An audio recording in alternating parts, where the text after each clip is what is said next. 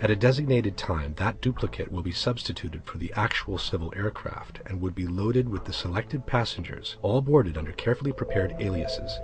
The actual registered aircraft would be converted to a drone.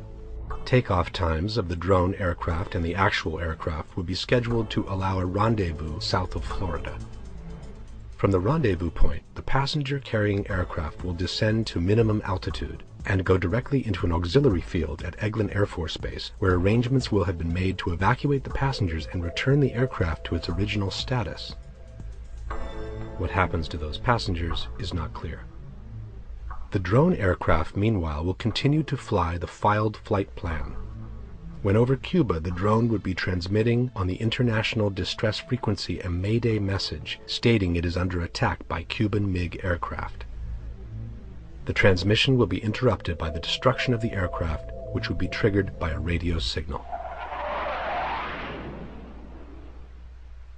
Since also Flight American 77 disappeared from the radar screens before reappearing in the Pentagon area, could something similar have happened with the plane that hit the Pentagon as well?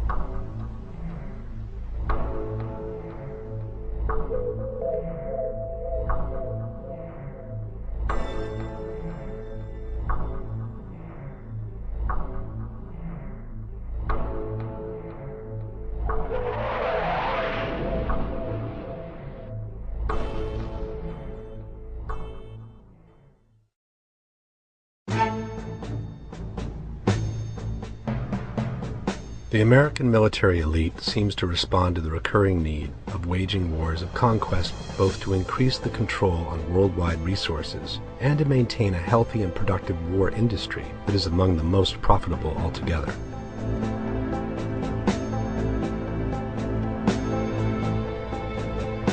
It only makes sense that also the tanks, the submarines, and the military planes that are produced every day must be put to use within a certain amount of time, just like any other industrial product we consume.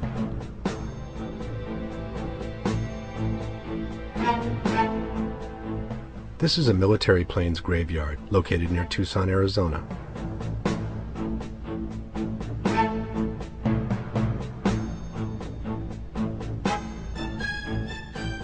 Most of these machines are still in good shape, but they are put away and slowly dismantled as they become obsolete.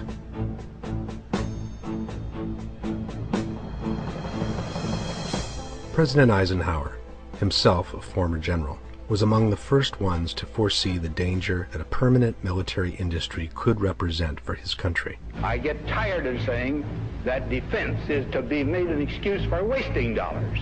I don't believe we should pay 1 cent for defense more than we have to. Before he left office in 1961, he gave a memorable speech that today appears as a lucid prophecy. This conjunction of an immense military establishment and a large arms industry is new in the American experience.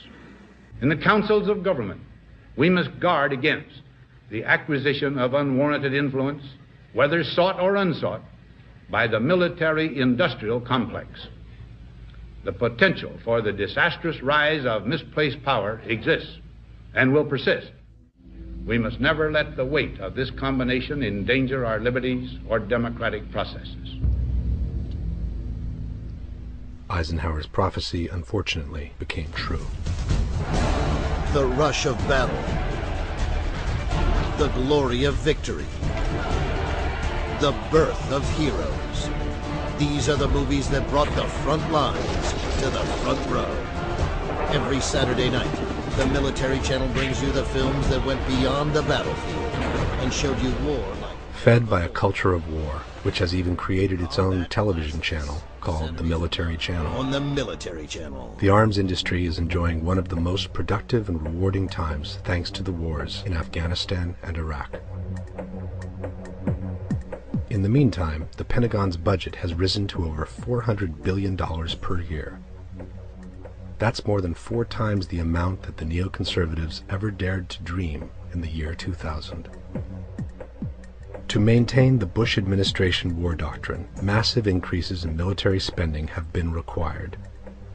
The United States now spends more than $400 billion annually on the military, 7 times as much as the next biggest spender, and nearly equal to what the rest of the world spends combined.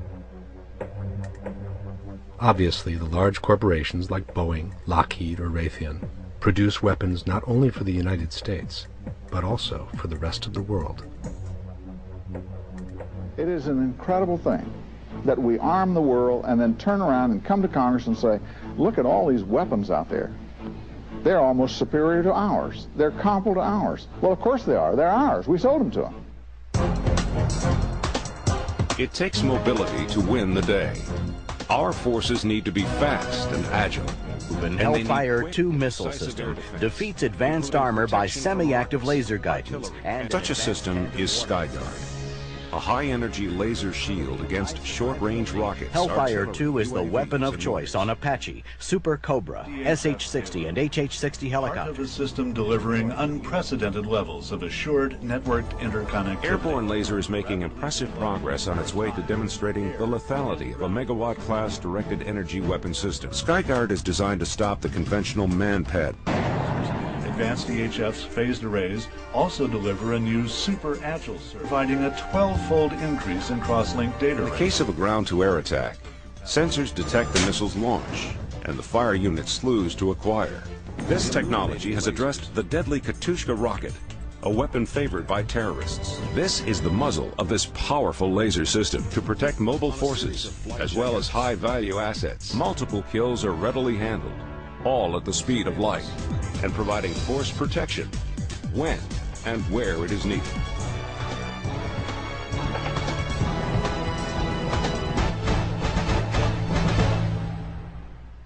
Since the end of the Cold War, we've sold more military weapons than the rest of the world combined.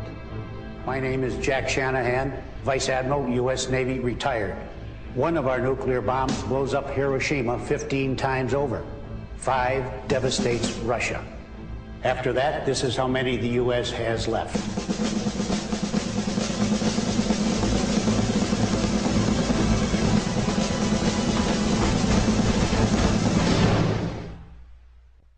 Another important element that contributes to the recurring need for America to extend its reach beyond the national borders is definitely oil. At the end of World War II, the U.S. found itself as the only country whose territory had not been damaged directly by the war.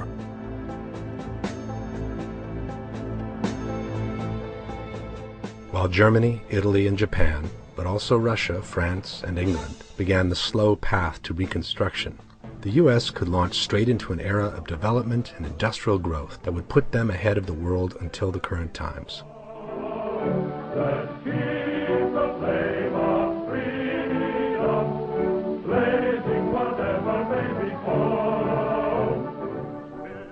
Thus began the quest for the so-called American dream, a dream made of wealth, comfort, and well-being that still plays a major role in modern American culture. So we can have things with new beauty, longer life, and low maintenance costs. Improvements we can afford because they are economically produced, and that can be bought by more and more people for less money than they ever cost. The concept of freedom, for which so many men had given their lives in the war against the Nazis, was slowly transformed and downsized to the concept of freedom of choice in personal shopping. Also the basic freedom of the American people, which is the freedom of individual choice.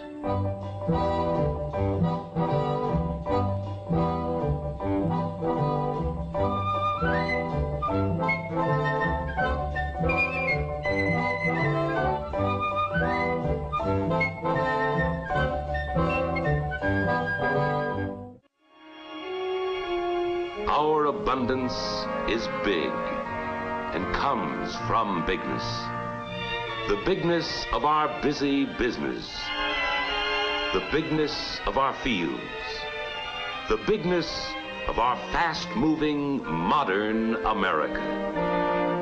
Our bigness, our greatness, the abundance that stems from liberty is based on free and thrifty use of the great American penny.